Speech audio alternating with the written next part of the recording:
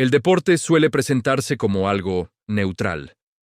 Competencia, esfuerzo, superación. Pero el 25 de enero de 1924, cuando comenzaron los primeros Juegos Olímpicos de Invierno, el deporte ya estaba lejos de ser solo un juego.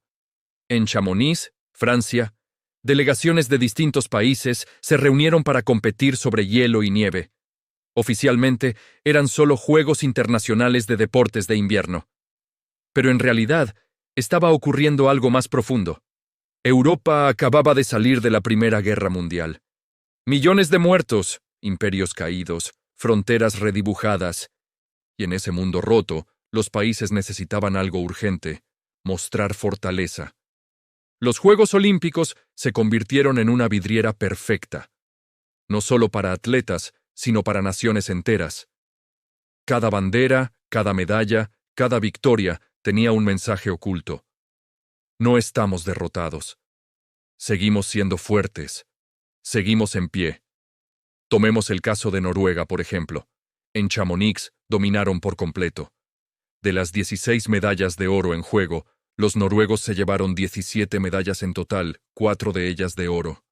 Thorleif Haug, un esquiador y saltador, se convirtió en una leyenda, ganando 3 oros.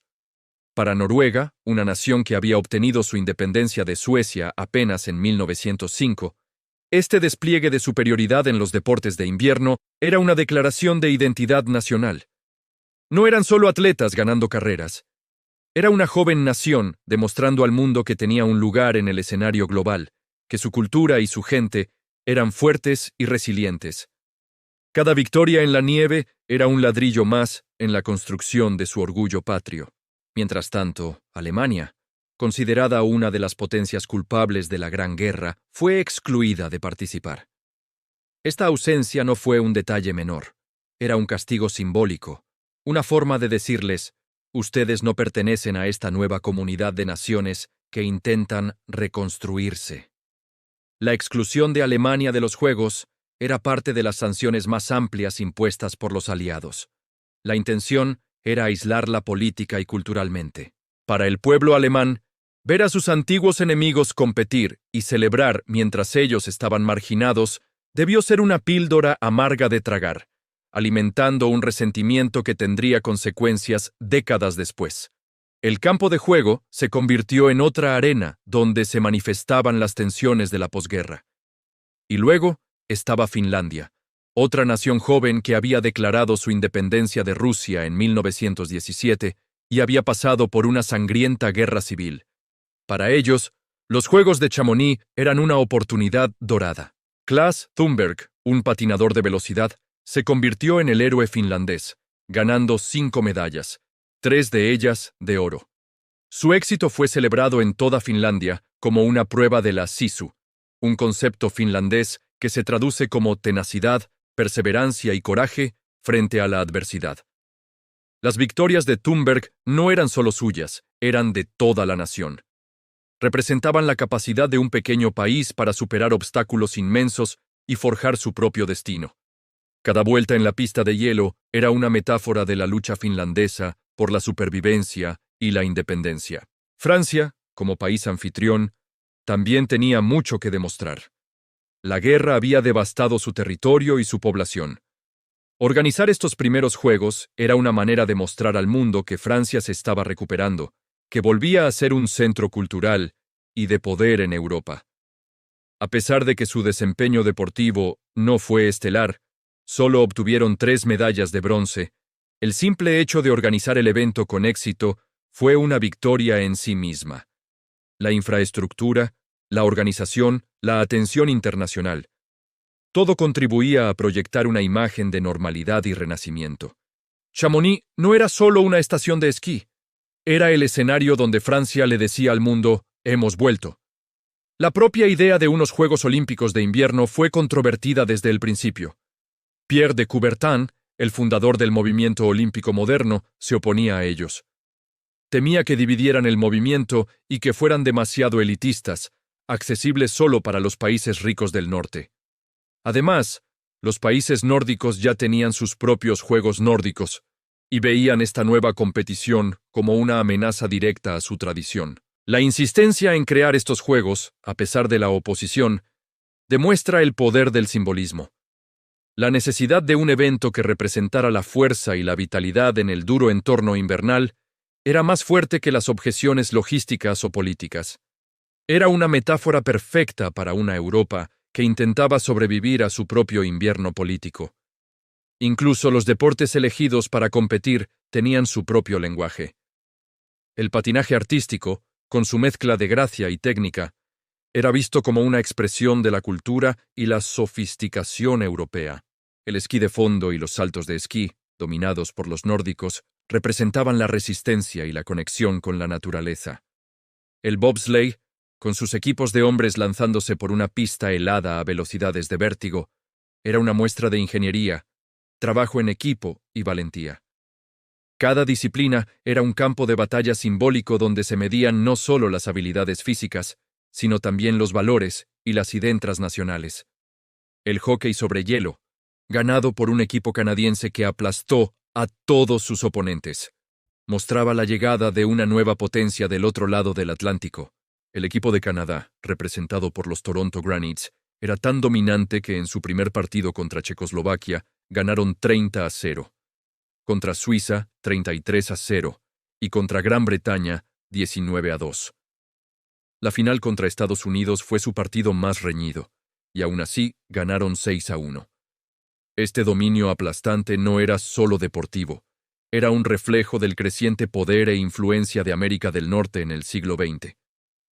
Mientras Europa se lamía las heridas de la guerra, Canadá y Estados Unidos llegaban con una energía y una fuerza que parecían de otro mundo. Su presencia en Chamonix era un presagio del cambio en el equilibrio de poder global que se estaba produciendo. Más allá de las naciones, estaban las historias humanas. Sonja Henie, una patinadora noruega de tan solo 11 años, compitió en Chamonix. Aunque terminó en último lugar, su participación fue el inicio de una carrera que la convertiría en una de las mayores estrellas del deporte y del cine. Su juventud y audacia representaban la esperanza y el futuro. Era la prueba viviente de que, incluso en un mundo marcado por la tragedia, una nueva generación estaba lista para tomar el relevo. La imagen de esa niña deslizándose sobre el hielo de Chamonix es un poderoso recordatorio de que el espíritu humano siempre busca la manera de expresarse y de soñar, sin importar cuán oscuro sea el contexto. La tecnología de la época también jugó un papel crucial. Las cámaras de cine y los fotógrafos capturaron estos momentos para la posteridad. Por primera vez, el mundo podía ver imágenes en movimiento de atletas compitiendo en la nieve y el hielo. Estas imágenes, distribuidas en noticieros de cine por todo el mundo, ayudaron a construir los mitos y las leyendas de Chamonix. Crearon héroes nacionales y fijaron en la memoria colectiva la imagen de naciones compitiendo pacíficamente. La propaganda visual no era solo para la guerra. En la paz, se usaba para construir narrativas de orgullo y superación nacional. Cada fotograma era un mensaje cuidadosamente construido. Pensemos también en el contexto geográfico. Chamonix, al pie del Mont Blanc, la montaña más alta de los Alpes. Este escenario majestuoso e imponente añadía una capa de drama y epicidad a los juegos. Competir en un entorno tan extremo no era solo una prueba física. Era un acto simbólico de conquista de la naturaleza. Para una civilización que acababa de experimentar la destrucción a una escala industrial, dominar las fuerzas de la naturaleza, aunque fuera de forma deportiva, tenía un profundo significado psicológico. Era una forma de reafirmar el control y la capacidad humana para sobreponerse a los elementos, tanto naturales como políticos. El legado de Chamonix 1924 es inmenso. A pesar de las dudas iniciales, los Juegos de Invierno se convirtieron en un evento global de primer orden, tan importante como su contraparte de verano. Demostraron que el deporte podía ser una herramienta poderosa para la diplomacia y la construcción de la identidad nacional en tiempos de paz. Pero también nos enseñaron que el deporte nunca es completamente neutral.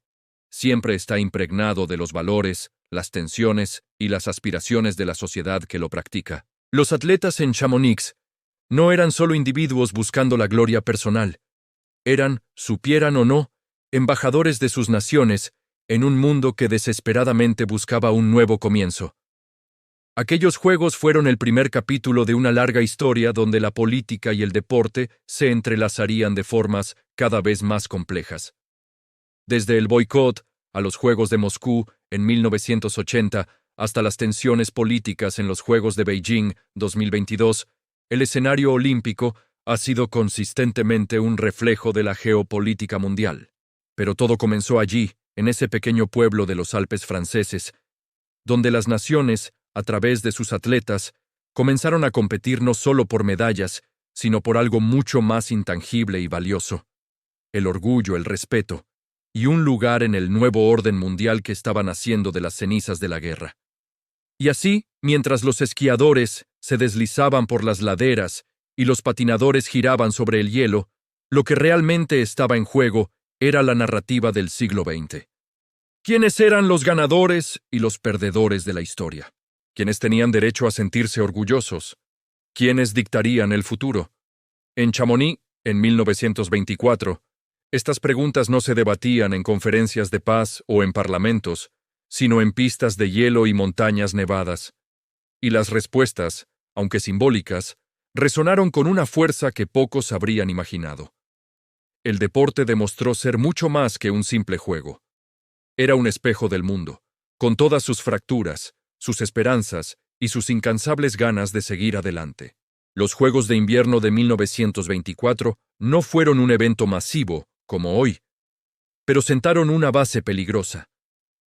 A partir de ese momento, el deporte y la política nunca volvieron a separarse del todo. Las naciones entendieron que una medalla valía más que un discurso, que una imagen de victoria podía ocultar crisis internas, tensiones sociales y ambiciones militares. Décadas después, esto se repetiría una y otra vez. Olimpiadas usadas como propaganda, demostraciones de poder. Todo comenzó ahí, en la nieve de Chamonix. Los Juegos Olímpicos de Invierno nacieron como celebración deportiva, pero también como una herramienta silenciosa de influencia y prestigio. Y quizás la pregunta no sea si el deporte debe ser político, sino si alguna vez realmente no lo fue. Esta idea, que una medalla de oro puede tener más peso que un tratado internacional, se convirtió en una constante durante la Guerra Fría. Los estadios y las pistas de hielo se transformaron en campos de batalla simbólicos entre dos superpotencias, Estados Unidos y la Unión Soviética. Cada competencia era una oportunidad para demostrar la superioridad de un sistema sobre el otro, el capitalismo contra el comunismo. Pensemos en los Juegos Olímpicos de Invierno de 1960 en Squaw Valley, California. En plena Guerra Fría, la tensión era palpable. Pero ocurrió algo inesperado. El equipo de hockey sobre hielo de Estados Unidos, compuesto por universitarios y amateurs, se enfrentó al todopoderoso equipo soviético que había dominado el deporte durante años. Contra todo pronóstico, Estados Unidos ganó. Fue un momento de euforia nacional, una victoria que trascendió lo deportivo. Para muchos estadounidenses, no solo habían ganado un partido de hockey, habían demostrado que su modo de vida, su sistema, era capaz de vencer al gigante soviético. La prensa lo llamó el milagro sobre hielo, aunque el verdadero milagro llegaría 20 años después. Este de 1960 fue su precursor. La Unión Soviética, por su parte, no se quedaba atrás. Entendieron el poder de la propaganda deportiva mejor que nadie. Invirtieron enormes recursos en programas de entrenamiento estatales, identificando talentos desde una edad muy temprana y convirtiéndolos en máquinas de ganar medallas. Patinadores artísticos como Irina Rodnina o el equipo de hockey del Ejército Rojo se convirtieron en símbolos del éxito soviético. Sus victorias eran celebradas como triunfos del comunismo, una prueba de la fortaleza y disciplina de su sociedad. Cada oro era una declaración política al mundo. Y entonces llegó 1980, los Juegos de Invierno en Lake Placid, Nueva York. La Guerra Fría estaba en uno de sus puntos más álgidos. La Unión Soviética había invadido Afganistán el año anterior, y la respuesta de Estados Unidos fue, entre otras cosas, anunciar un boicot a los Juegos de Verano de Moscú que se celebrarían ese mismo año. El ambiente no podía ser más tenso. Y en medio de todo esto, nuevamente, el hockey sobre hielo. El equipo soviético era una leyenda. Estaba compuesto por jugadores profesionales que jugaban juntos todo el año en el CSKA de Moscú. Eran considerados invencibles. El equipo estadounidense, de nuevo, era un grupo de jóvenes universitarios. Nadie les daba la más mínima oportunidad. Pero ocurrió lo impensable. En un partido que paralizó a una nación entera, los jóvenes estadounidenses derrotaron a la máquina roja soviética por 4-3. El famoso milagro sobre hielo. La victoria fue mucho más que un resultado deportivo. Fue un catalizador de orgullo nacional en un momento en que el país lo necesitaba desesperadamente. Se sintió como una victoria del individuo, del espíritu libre, contra el sistema monolítico y opresivo. El deporte, una vez más, se había convertido en el escenario principal del drama político mundial. Pero la politización no fue exclusiva de la Guerra Fría. Los boicots se convirtieron en una herramienta política recurrente. Tras el boicot estadounidense a Moscú 80, la Unión Soviética y sus aliados respondieron boicoteando los Juegos de Verano de Los Ángeles en 1984. Los atletas, que habían dedicado sus vidas a prepararse para ese momento, se vieron atrapados en medio de un juego de poder que no controlaban. Sus sueños se sacrificaron en el altar de la geopolítica. Más allá de los boicots, los Juegos también han sido escenario de protestas y declaraciones políticas por parte de los propios atletas. En los Juegos de Verano de 1968 en México, los atletas afroamericanos Tommy Smith y John Carlos levantaron sus puños con guantes negros en el podio, un saludo del Black Power, para protestar contra la discriminación racial en Estados Unidos. Su gesto silencioso fue una de las imágenes más poderosas en la historia olímpica, un recordatorio de que los atletas no son solo competidores, sino también ciudadanos con una voz y una conciencia. Fueron expulsados de la Villa Olímpica y recibieron amenazas de muerte al volver a casa, pero su acto de valentía inspiró a generaciones. Volviendo al invierno, incluso en deportes aparentemente apolíticos, la política se cuela. Pensemos en el patinaje artístico. Durante la Guerra Fría, las puntuaciones a menudo parecían reflejar las alianzas geopolíticas. Jueces de países del bloque del Este tendían a puntuar más alto a los patinadores soviéticos, mientras que los jueces occidentales favorecían a los suyos. Esto generó innumerables controversias, como el escándalo de los Juegos de 2002 en Salt Lake City, donde una jueza francesa admitió haber sido presionada para votar por la pareja rusa sobre la canadiense. El incidente fue tan grave que obligó a cambiar todo el sistema de puntuación del deporte. ¿Y qué decir de la elección de las sedes? Otorgar los Juegos Olímpicos a una ciudad es una decisión con enormes implicaciones políticas y económicas. En 2014, los Juegos de Invierno se celebraron en Sochi, Rusia. Fue el proyecto personal del presidente Vladimir Putin. Una oportunidad para proyectar una imagen de una Rusia moderna, fuerte y abierta al mundo. Se gastaron más de $50,000 millones, convirtiéndolos en los juegos más caros de la historia.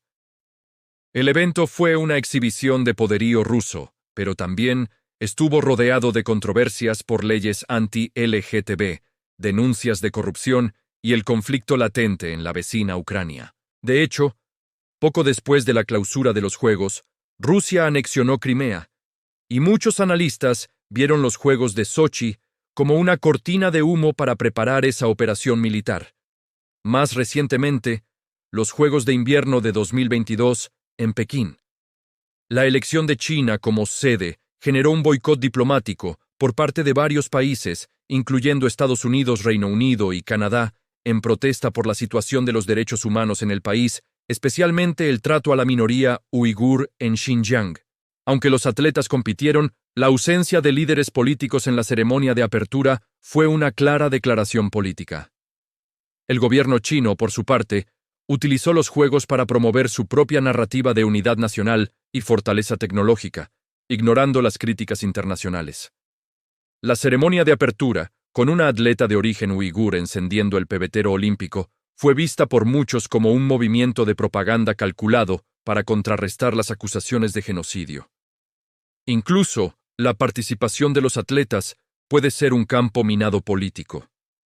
Tras la invasión a gran escala de Ucrania, en 2022, el Comité Olímpico Internacional recomendó la exclusión de atletas rusos y bielorrusos de las competiciones internacionales. Esto desató un debate enorme.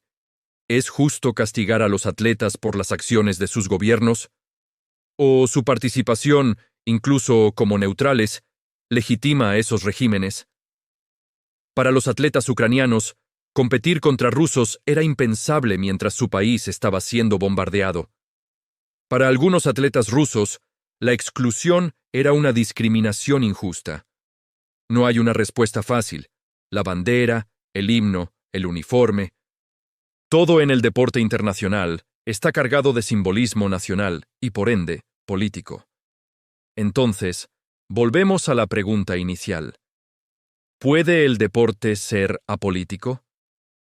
La historia parece decirnos que no. Desde aquellos primeros juegos en Chamonix hasta las complejas disputas geopolíticas de hoy, el deporte ha sido un reflejo de nuestro mundo, con todas sus tensiones, conflictos y aspiraciones. Los atletas son más que simples competidores, son embajadores, símbolos y a veces peones en un tablero mucho más grande. Quizás el ideal olímpico de unir al mundo a través del deporte es solo eso, un ideal, una hermosa aspiración que choca constantemente con la dura realidad de la política. Pero tal vez, solo tal vez, en esos momentos mágicos como el milagro sobre hielo, el deporte nos muestra un destello de lo que podría ser, un lenguaje universal capaz, aunque sea por un instante, de superar cualquier división. El debate sigue abierto, y cada 2 años, cuando la llama olímpica se enciende, el mundo vuelve a mirar, no solo para ver quién gana el oro, sino para ver cómo se juega el gran juego de la política en la arena deportiva. Gracias por acompañarnos en este viaje por la historia. Si te ha gustado este análisis y quieres seguir descubriendo las historias ocultas detrás del deporte, no olvides darle a like, suscribirte al canal y activar la campanita para no perderte nuestros próximos videos.